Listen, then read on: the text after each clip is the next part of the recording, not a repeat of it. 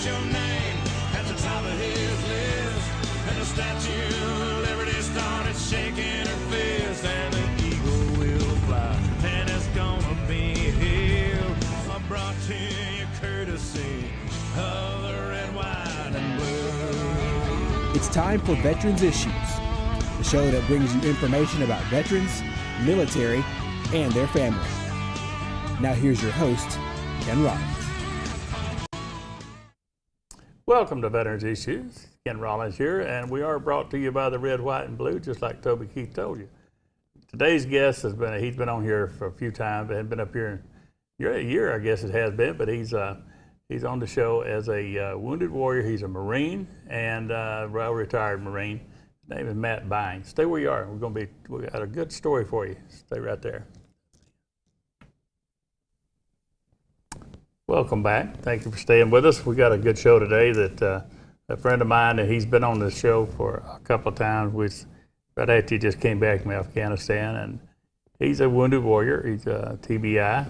And those of you who don't know what that is, look it up, TBI. And like I said, he's a good friend. He can't deny that. Hey, Matt Bein. Nice to see you again. Nice to meet you. Okay, it's nice to see you too. Now, Matt is, when he first came on here, he had just returned, and he had by the way, how are you doing? I'm doing good. Learning to cope with, handicaps and stuff like that. Yeah, that was, I know every March I think about you because it's TBI month that people really don't know. You can get that anywhere, but you got yours from, IED? Yes, sir. Improvised, improvised explosive device? Yes. Improvised. Yes, sir. That's what we used to make up out there with our firecrackers and stuff. They just do it a little bit stronger. Just a little bit. What do they use for them? Mostly mortar rounds? Or it can be anything from mortar rounds to homemade explosives, fertilizer, the high nitro fertilizers that they use and stuff. Yeah. They just, kind of mix it all up and make a mean little cocktail. Never thought of that. That's what McVeigh used to blow down the Murrah building out in Oklahoma was fertilizer. Exactly. And diesel fuel, I think it was. But that's I see a lot of that where in Vietnam we had tripwires. They had manufacturers. They made their own bombs.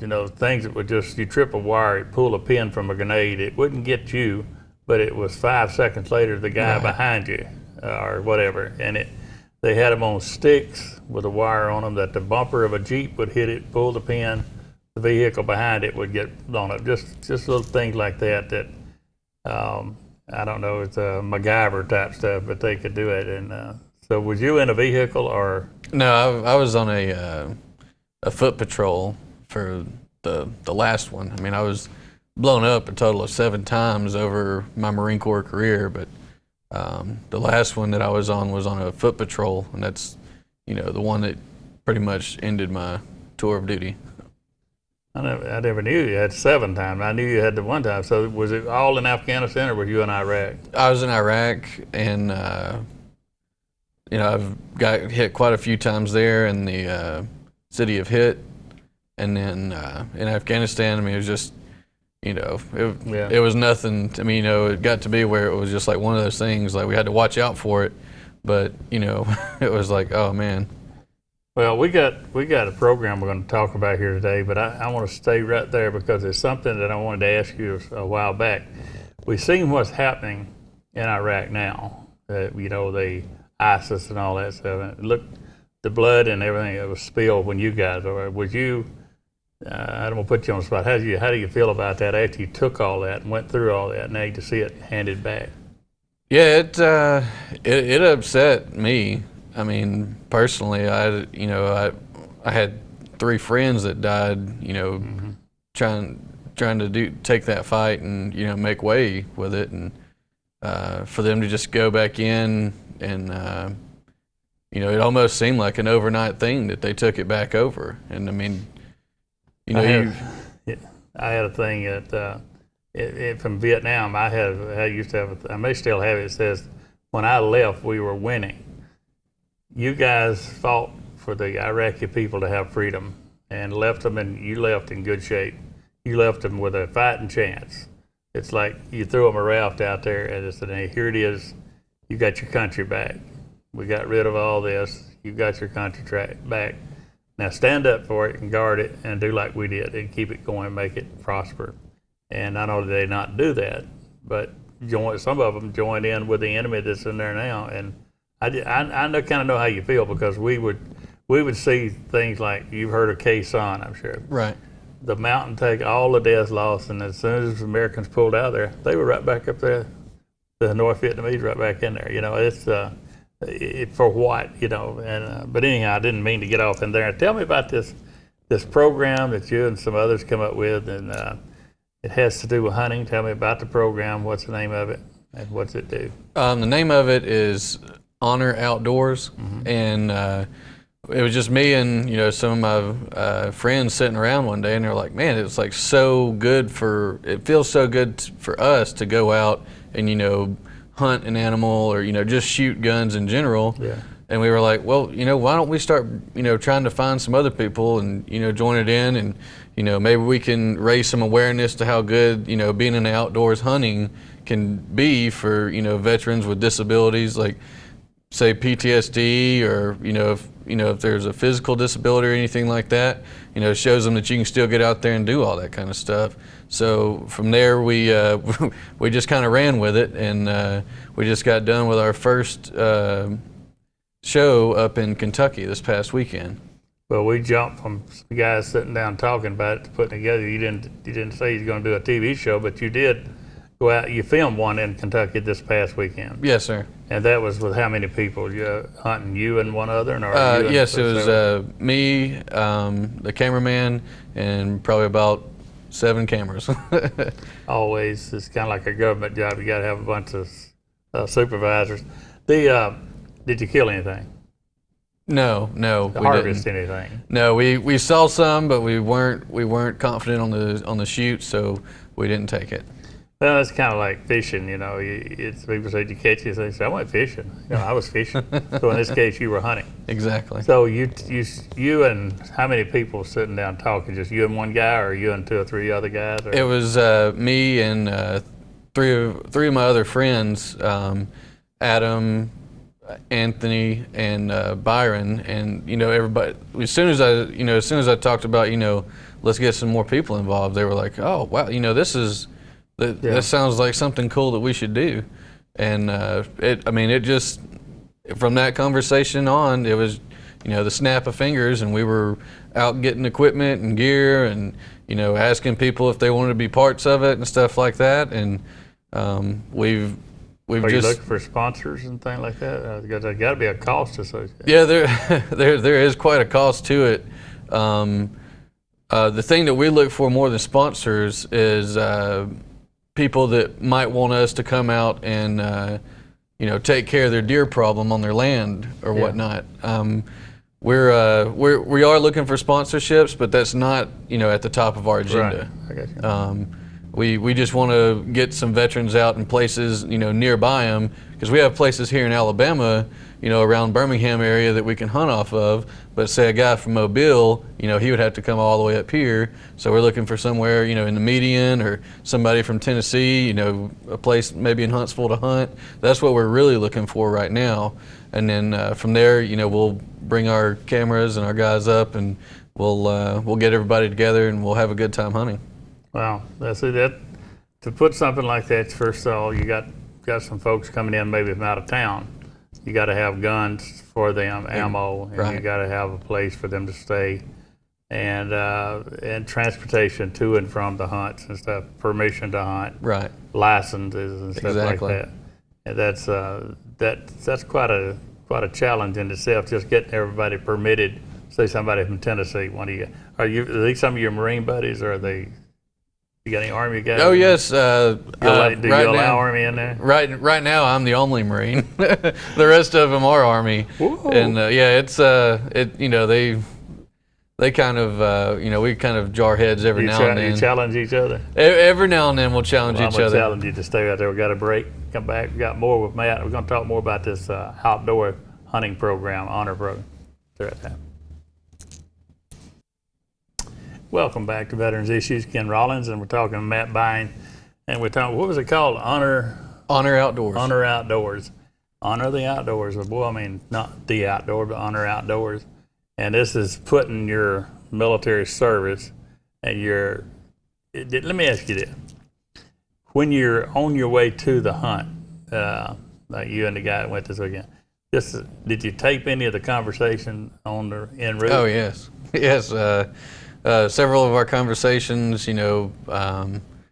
started off as have you about for instance, we stopped to get gas and one of us had to use the bathroom. Well, we went in there to use the bathroom, and of course, That's family television.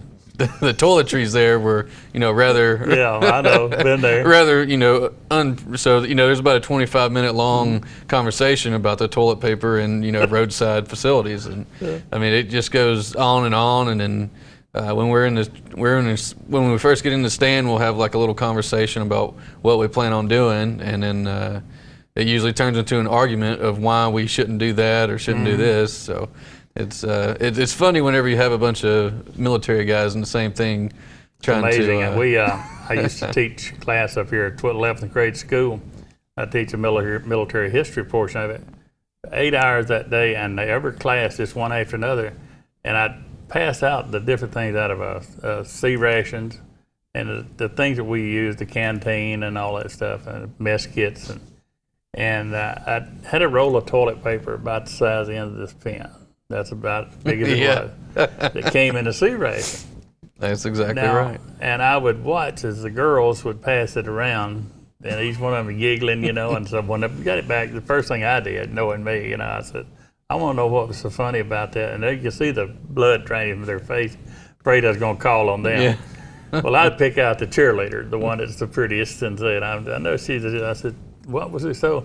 It's just not much. I said, we was in the jungle, Yeah. But it is, because if you got girls, you got a girl, don't you? Oh yes. And you hear in the bathroom, you hear this noise. That little bitty roll of toilet paper Right. is good for a 2-hour discussion. It is. But that's one of the things. So this program, we'll have the phone number up here on the screen. If they want to call that 205-577-2946. You got a veteran out there that would like to join you. You out in Pale City? Is that where you're? We're out of Birmingham now. Birmingham. Yes, sir. Okay, somebody in this area that would like to get with a bunch of grunts and go out there and go back in the woods, whether you kill anything or you harvest anything or not, you're back to the woods.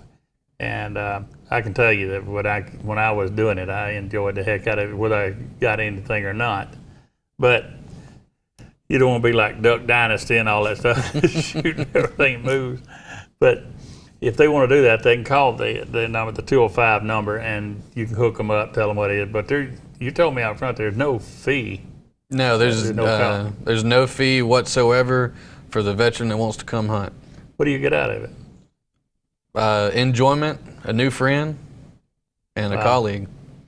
That's awesome, because most when I asked you that question again, because when we was out front in the green room, I asked you that because most of these programs, you can sign up for this fee and we got to have this, because if you invited somebody to come, you've got to probably furnish them a gun, right? Right. And the ammo. Right. And who's paying for that? Well, we have a stockpile of that. Okay. IRS.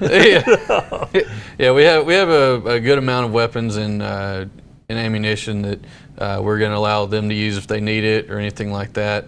The licensing and stuff like that, we're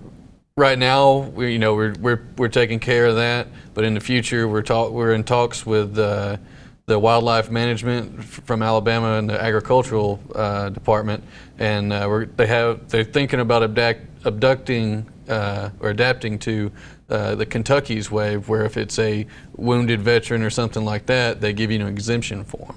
Yeah. So the part about somebody they call you up and they say they want to be a part of it, and then if they live out of town, they come into Birmingham, whatever, and hook up with you guys.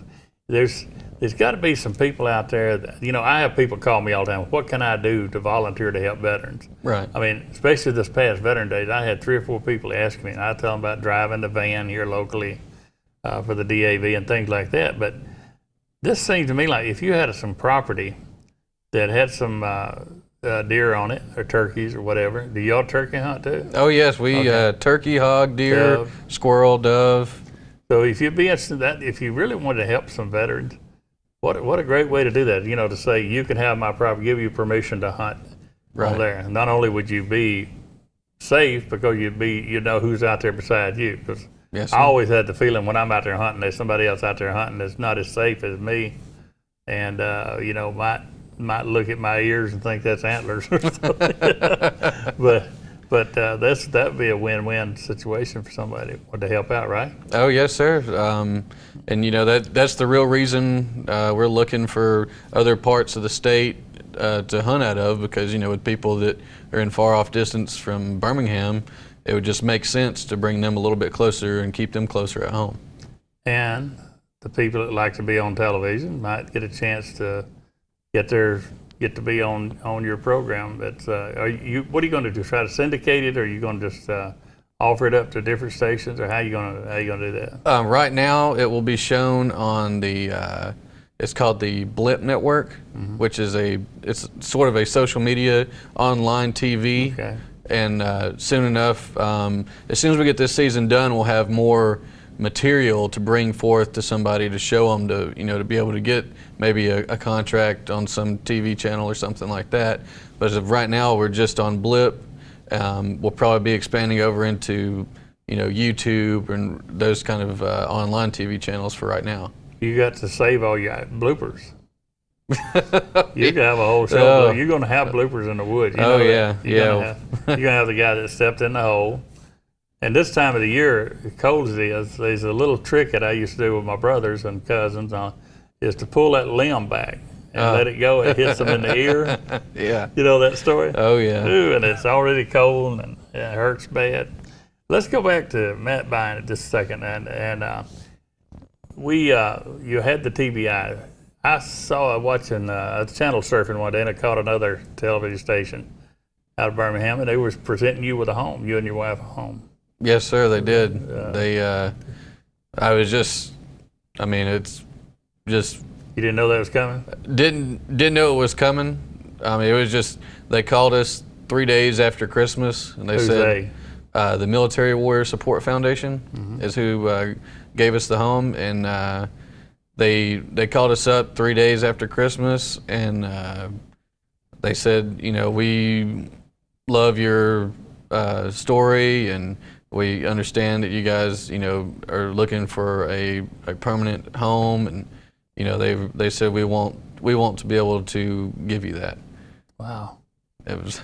I saw that, and it ain't a shack. It's not a shack at all. It's a house that I can live out of forever. Wow. It's beautiful. Matt, it's been a pleasure having you back, man. I wish we had another hour, but I want folks to call it 205-577-2946. If you forget the number, give me a call, because you always know my number. And we take him up on that.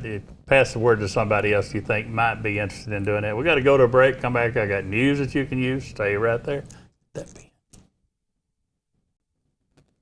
Welcome back, and I thank Matt Bein for coming down and doing the show today. That's a very interesting program for you veterans out there that would be interested in participating. Give me a call, or give Matt a call at that number I gave, that 205-577-2946, and you might try something like that. The good time of the year to be doing it.